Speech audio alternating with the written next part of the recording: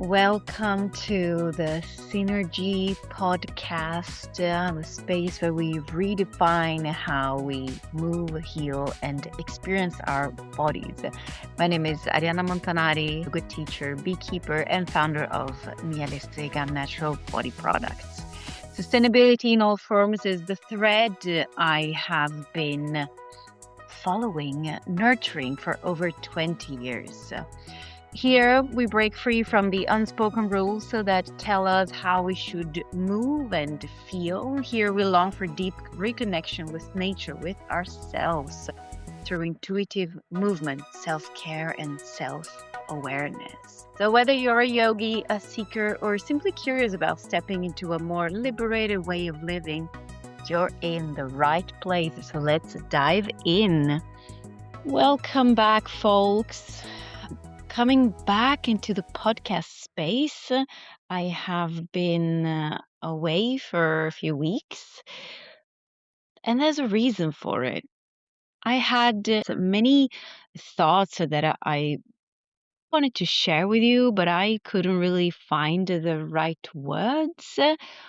I could not kind of put them together, and I finally figured out, put the pieces together. And so today I am here to share them with you. Today we're going to talk about loneliness. Today we're going to talk about beauty, art, movement, and really the hunger for real connection within ourselves. And this episode explores a paradox in modern life, which is we are more connected than ever, and yet many people feel deeply alone. And here in Stockholm, where I live, conversations around loneliness, social distance, and emotional difficulty creating meaningful friendships seems to surface quite often. I always meet a lot of people, but just over the past, say, 2 months, several different people came up to me, be it at a market, at a class, or a friend, or having dinner out. And this type of conversation came up. How they feel lonely. I also feel lonely here in Stockholm, and how that has drained all the energy. I think it's maybe been a very tough winter for many of us living here in the Nordics, because November, December has been so dark. So I think it kind of affected the overall energy levels. So many people now feel drained. And more expats have expressed this, although it's people who live here, has been living here for many years, so like myself. And I am sure that locals feel that too. So it's, different people, different backgrounds, but it's the same feeling, right? It's hard to make friends here. Rare to have deep conversations, or like we cannot plan things last minute. Always have to be at least 3 weeks in advance. And in my case, it's when I feel that I want to meet somebody, I want to meet somebody now. But it's so rare that that works out, because right now everybody has those plans. So what strikes me is not that a few people feel lonely, it's that almost everybody feels it. And so if so many of us are feeling this, can we do something about it? So, why are we still living as if isolation is normal? And is it Stockholm? I don't know. Is it Sweden? Yeah, for sure. Or is it modern life itself? So, I'm gonna throw out there a lot of questions today, just because it is really part of this reflection that I'm trying to do with you, and all these questions that have been in my head for many weeks now, many of them for many years. But today they are actually being recorded, so that maybe you can give a piece of your mind too. And yes, it can be Sweden. It is Sweden.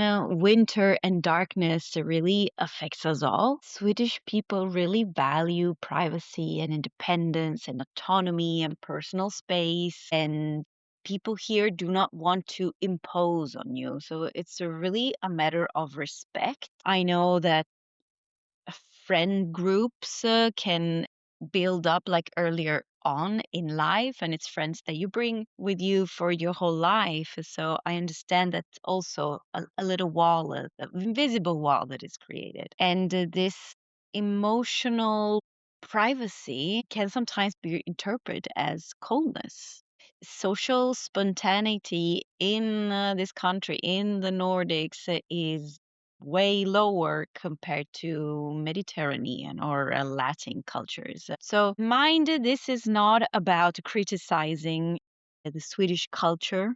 It is about understanding social codes. It is an open conversation. And I think that we might have, or maybe I have reached a point in my journey here where I see that this valuing privacy and not wanting to intrude in somebody else's life is creating so much isolation for everybody.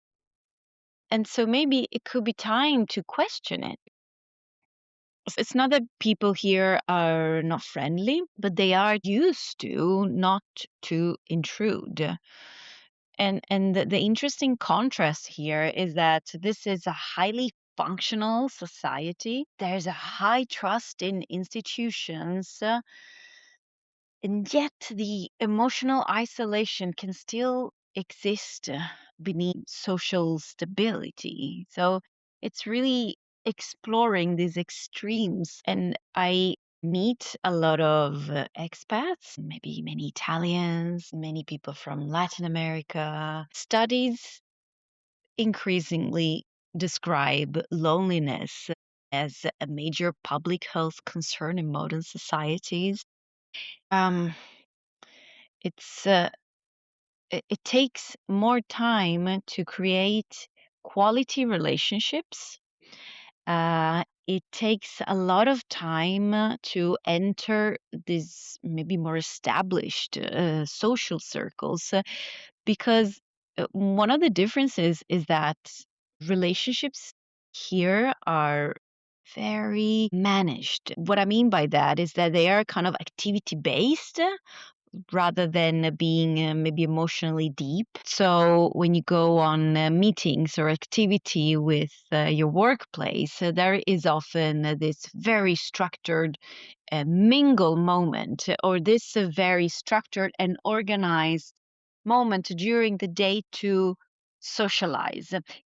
To me, it has always felt so incredibly awkward to have this led socializing, even in parties. You have to have quiz, you have to have games. While for me, if I am at a party, I just want to chat to people. I just want to enjoy my time, see which people I like, rather than having an organized group. Or you are group number one and you are group number two. Let's answer to the quiz questions. And to me, it just feels so incredibly unnatural, but to people used to it, this is a very safe place. So again, we're not criticizing, we're really understanding the social codes. What really changed my social life here was to connect with some more Italians. This sounds very cliche, but it did. I I avoided the Italian community here for say 10 years. I was never really interested until I met one friend and she opened up the whole community to me, and that felt so easy because then finally came these last minute meetups, this spontaneous connections and moments together. But I know that for many expats here and everywhere in the world, the loneliness can also come from this fatigue from being in these international communities or feeling that you're suspended between the country where you live and the country where you are from, where your roots are. You don't have your family here. So there are many nuances to that. I think that many expats often expect a relocation to create reinvention and connection, yet many experience this invisible loneliness. It was interesting because the other day I was on social media and I found this post by, I think, a US woman living in Italy, living the dream, of living in Italy, yet uh, writing about loneliness, about how incredibly lonely she feels in Italy. And that was so interesting to read because I, in my little bubble, think that, oh, this happens only here or in the Nordics or more of a northern um, parts of the world. Yet it happens also in Italy. So that's why I'm saying there are so many different nuances. You are still an expat. You are to find your dimension, your people, your circles, those people that you connect with. But to this, I think that we also need to add a few more questions because maybe is it just geography? Is it just the country? I had this beautiful conversation a few months ago with a woman I met at the cafe where I always go and have lunch on Thursdays. Never met her before, but we ended up, after just 5 minutes, going into very deep talks until we spoke about minority stress and this invisible emotional exhaustion, like this constant draining energy given caused by minority stress. And I don't know if you have heard of it, but I was very fascinated by the topic. So, minority stress refers to the chronic emotional strain experienced by people who feel socially outside the dominant norm or culture. And of course, this can affect expats and immigrants like myself, people from mixed cultural background, LGBTQ individuals, neurodivergent people, people of different ethnicities or religions, people or anyone who constantly feels they must adapt, translate themselves, or monitor how they are perceived, aka women. So, just if you're a woman, I'm pretty sure that you know what I'm talking about deeply in your body. Minority stress is not only about discrimination, and that's why it's subtle, it's invisible. For me, it was like putting a name, putting a label on something that I have felt so often. Feeling the difference or simply feeling that I don't fully fit in and never really will. So, minority stress can come from feeling culturally misaligned, misunderstood, never fully relaxing socially, right? You cannot really fully be yourself, being loud and laugh because they will think you're too much. Put a hand up if you have been there. Code switching constantly from one culture to the other. Oh, here I should be quiet and be anonymous, while in other cultures want to be loud. You feel different in invisible ways. Social exclusion that is kind of difficult to name directly. And an interesting reflection here is that many people living abroad function very well externally, often, right? They have career routines and productivity, social activities, but internally, they may still carry this emotional fatigue, unnamed emotional fatigue, this identity dilemma, this loneliness, this longing for family and familiarity, to being a little bit always hyper vigilant. It's like feeling loneliness as the absence of feeling fully understood, of just relaxing back into the social context that you are used to, that you grew up in, and so it defined how you function socially. So integrating a new culture is really like a labor of life, but I think that we all can do something for this feeling invisible. So, yes, let's be polite. Yes, let's give privacy and social reservedness, but let us make sure it doesn't go too far. How many people are out there walking and appearing completely functional while internally feeling unseen? And this is just one more question that I'll throw out there, hoping that it resonates. Maybe it is that we're adults, so we're not making friends anymore when we are children and playing together. We're not making friends anymore when we are going to school and we meet every day. Yes, you might meet friends, people at work that you meet every day, but maybe friendship become harder after you are 35. I guess careers become demanding. Many become parents, and parenthood reorganizes social life. And when you have your own family, you prioritize partners and your children. Let's face it, energy is also limited. The energy to feel vulnerable voluntarily is also less. So you don't necessarily want to go out and meet new people because you don't feel like it. And so, of course, in this busy life with career, with the family, scheduling replaces spontaneity. So I guess that as a children, the proximity creates friendship. The repetition creates this intimacy. Time is plenty. While as adults, friendships become more circumstantial, logistical. You become friends with the people you hang for a little while, and then maybe you change group. People come and go. And mm, I think that this emotional openness, these deep, meaningful conversations become rare because everyone is so busy and there's no time to go over that, oh, did you see the weather, right? These more surface level conversations. So I guess the question we can ask is, when did friendship become something we need to schedule 3 weeks in advance? And why do we treat the connection as optional when psychologically it is actually essential?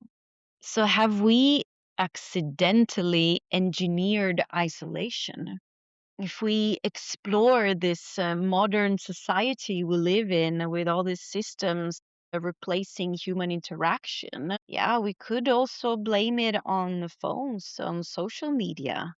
We have constant stimulation, endless low level connections, right? You're scrolling and you seeing people, but it's not deep connections. It's less deeper interactions. And so this performance that we see has replaced the actual emotional relationship. I look at you, I watch you, I follow you because you are performing a certain type of thing. And that's where that relationship, that's what the relationship is building on. Many people are consuming rather than actually getting to know the person.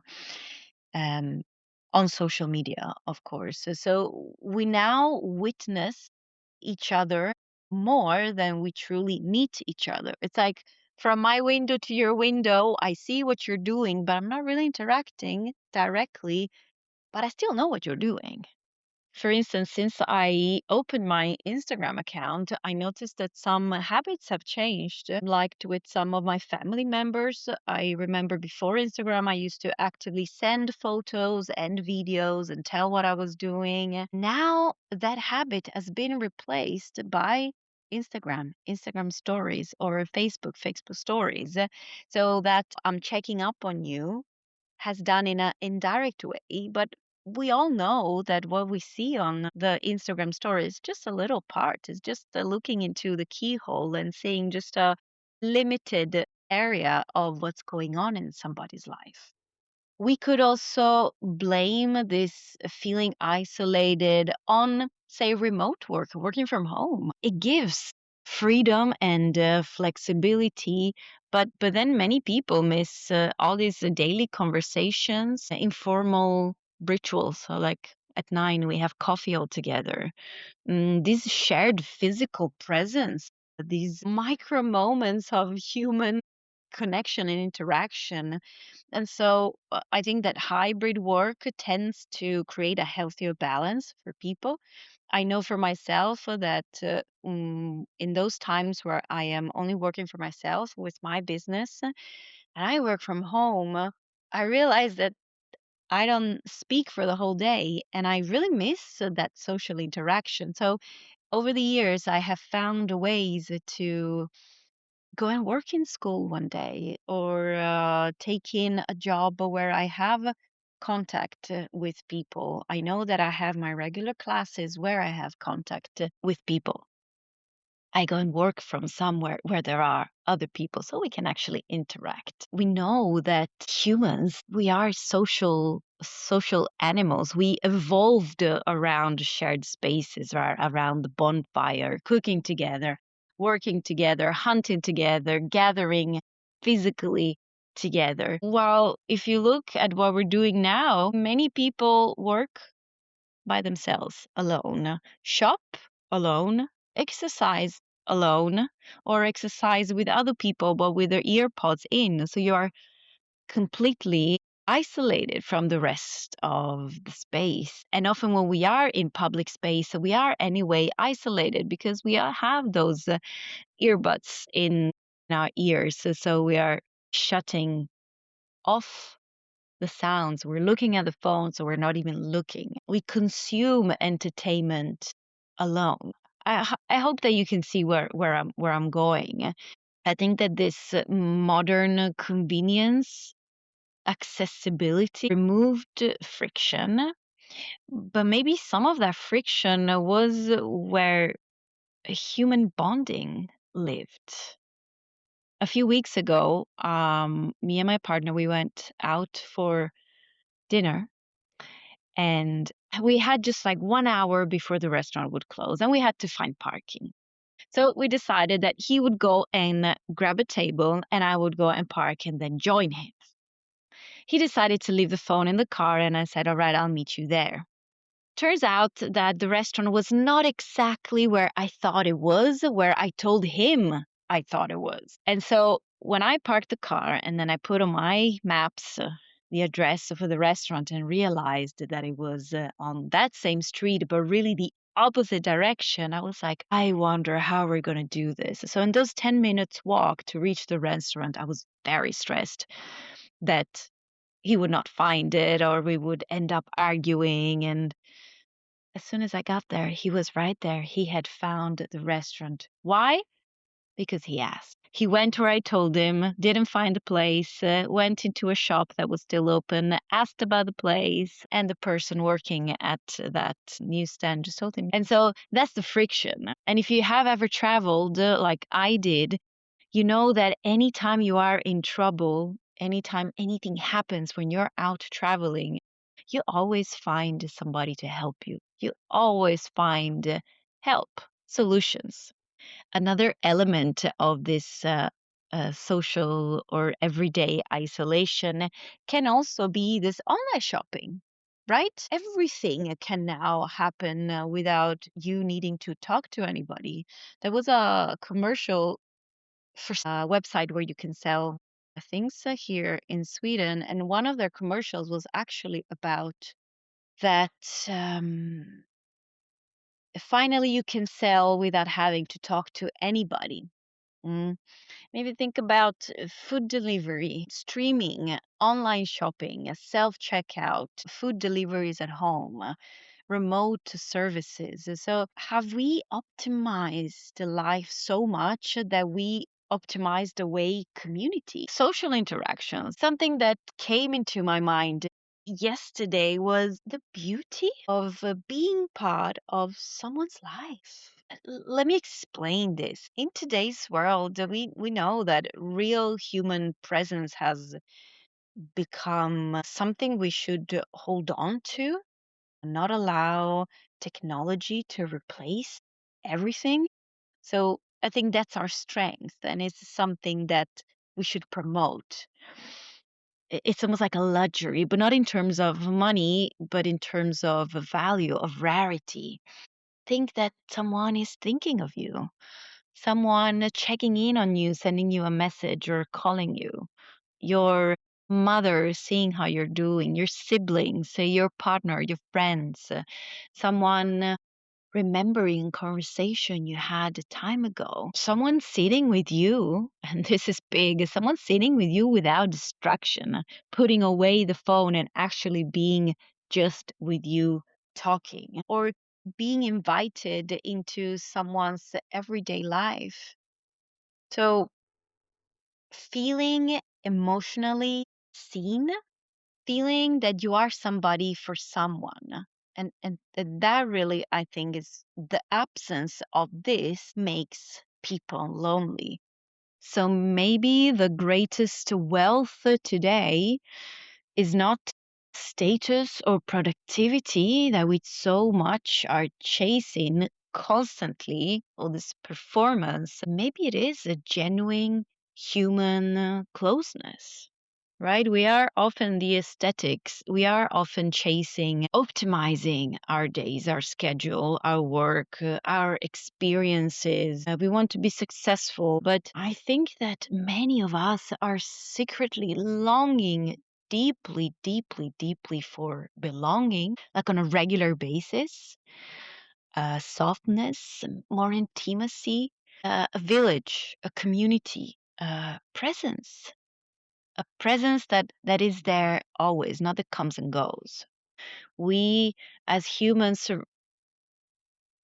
regulate emotionally through co-regulations. We are biologically designed for connection. Our brain can feel, is connected to how other people feel in the room. And so there's also a lot of power to that, right? When so many people feel lonely, somehow there's another frequency, somehow there is another, this disconnection is visible not only in our relationships but also in the things we create. And that's when we transition into another big thought that I have been working on over the past month: the death of beauty in modern society, or maybe just how beauty standards have changed in terms of what we make, what we consume, objects, houses. Let's get to it. So, more questions. Have we stopped making beautiful things? And in that case, why? Older objects, and I'm talking again, can be a watch, can be clothes, it can be houses, handles for doors, small details. Older objects often feel textured, more detailed, crafted, soulful, maybe really human, that two human hands made that. And modern production, on the other hand, often prioritizes speed, scalability, efficiency, minimalism, cost reduction, disposability. Did we stop creating beauty because beauty takes time, or because creativity takes time? And mind that minimalism itself is not the enemy. Some modern design is, of course, beautiful, and tastes is very personal, but the deeper issue may be mass production, disposable culture, which means that we do not anymore buy something knowing that it lasts, but we buy something and is just one of the many things that we're buying or consuming. We have a reduced attention span. We are overstimulated, which means that maybe we cannot really focus our attention for so long on quality over quantity. And I see an emotional and practical disconnection from craftsmanship. How do you do things? How do you produce things? We just consume Well, I think we could understand more of how to create. And so when everything becomes abundant, available, individual objects lose emotional weight. So maybe beauty requires attention, and attention has become one of the scarcest resources of our time. But then at the same time, are older things truly more beautiful, or are we romanticizing the past? And so I want to explore both sides because there are a few possibilities. Possibility number one is that older objects feel more beautiful because they were handcrafted, because the materials aged naturally, the imperfections gave a character, and they have been repaired, right? You can repair it so that an object actually becomes more beautiful, more charming. But the possibility number two is that we romanticize the past because time filters out the ugly and the forgettable. And maybe, for instance, it's only the most beautiful historical buildings that came to us, that survived to our times. So we are biased. We only see the most beautiful things, but not everything that was made 200, 300, 400, 600 years ago was beautiful. Nostalgia for sure, right? Adds emotional value, and all the things carry history and memory. But we have recently bought a vinyl player, which is vintage. So it is new. It looks old, but it's just different. It's the quality is lower. The quality of sound is lower. Maybe the look we can try to imitate this old days beautiful objects, but I'm not sure that we can do them and mass create them. We could discuss what is beauty? Where do we see beauty? I guess imperfection, that uniqueness of an object, that longevity. But of course, on the emotional attachment to an object, the signs of use that make something beautiful, human touch. Actually, psychological studies suggest that humans respond positively to texture, to imperfection, to craftsmanship, and to natural materials. Back in the days, it would be mostly natural materials. Nowadays, we are surrounding ourselves of plastic and fossil fuel based materials. And that also affects us in many ways that we don't need to discuss today. And so, how can we connect beauty, and how can we connect to this social connection that we are so much longing for to ourselves, to the inner work that we can do? The same pressure to consume, to rush, rush, rush exists also inside us. Right? The model that we are using around us is the same model, of course, so that we live our life on. If we look at modern creativity, do we still have time to create? Can we still devote our whole life or days and weeks to just stare out of the window and paint what we see? Do a grand tour of Europe and just study art? Do we still have the luxury to do that? Nowadays, many of us consume more art than they create. We document things passively, right? Rather than experiencing. We chase this optimization we spoke about earlier rather than just flowing. So rather than allowing the unexpected to come in, we want to have everything very structured. And that kills flow, news, new things, creativity.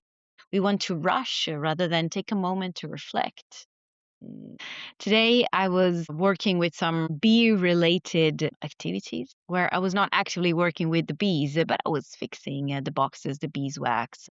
And so it was a very repetitive action, say 200 times of the same thing. And that's exactly when I felt this. I had the time, I was working with my hands, but I was not stimulated by anything. I was just doing, and I was thinking about what I wanted to talk about in this episode. But it was only when there was that calm, that flow, that all these thoughts came to me. So I had a piece of paper and I would just write down whatever was coming to me. As soon as I was going into the flow, thoughts, inspiration came. And so, more questions. Do we still create from curiosity or only for visibility, performance, productivity? Have we forgotten boredom, silence, slowness? Can we still sit comfortably in a boredom, silence, slowness? Because creativity needs spaciousness. And creativity is not just so that you are good at painting and you make a painting. Creativity is the sparkle of light itself. Life is the sparkle of life itself.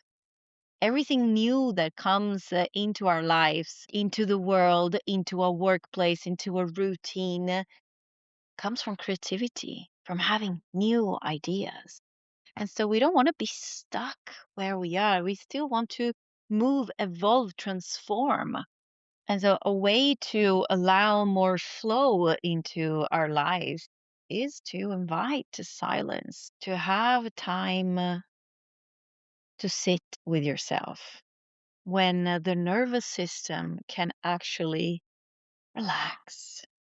I know it's not the bear with me. I am so creativity is not something that we force. It is a wave that comes, that arrives when we finally stop rushing.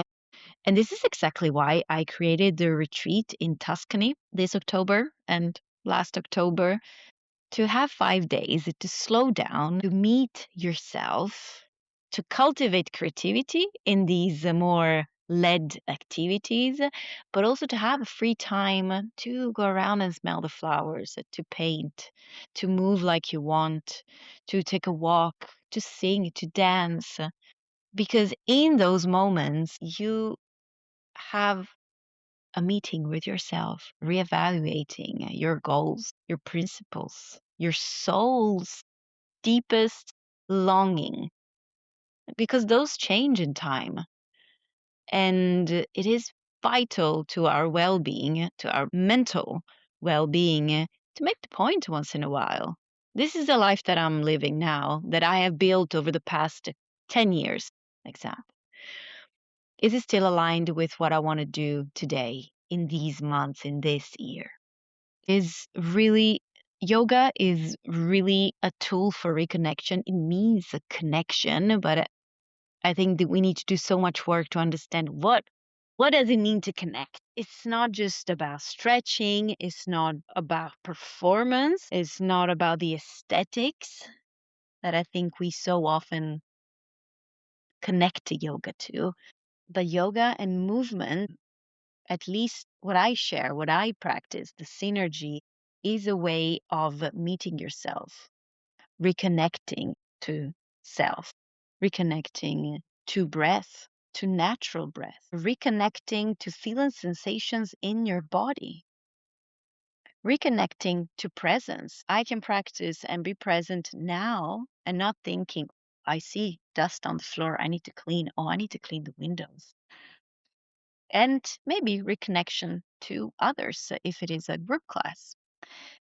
Group movement practices actually create something modern life often lacks, which is synchronized presence, a share rhythm, this collective energy and nonverbal connection, right? I said earlier that our brains are wired to perceive how the energy in the room is. And so practicing and nourishing the body and moving and feeling good in a room with other people creates that connection, that deeper bond that modern life often lacks. In yoga class, people move together, people breathe together, they exist together without practicing performance. So it's another type of relationship. It's not at work that you might have to perform and show off or show that you can, prove that you can.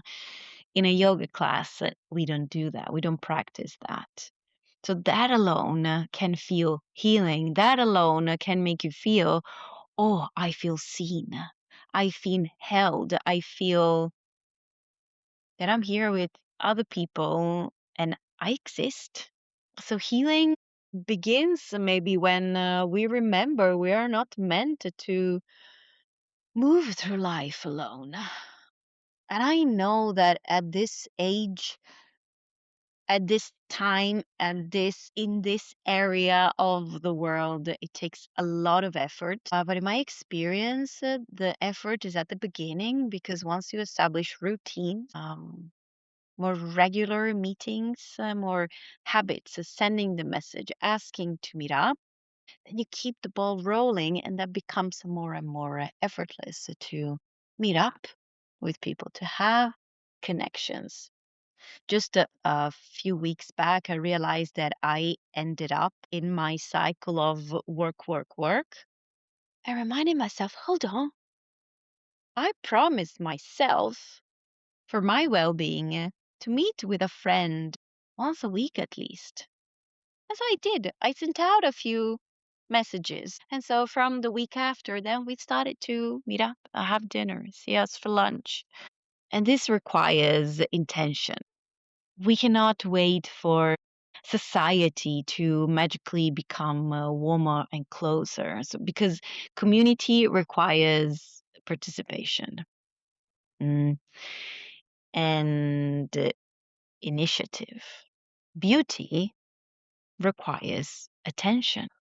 So, do we have that attention to actually notice beauty? Do we have the time? Do we make the time? Because we always have time. Do we make the time to notice beauty? Do we have the energy to feel vulnerable in friendships and relationships? Do we allow ourselves to be present and slow down?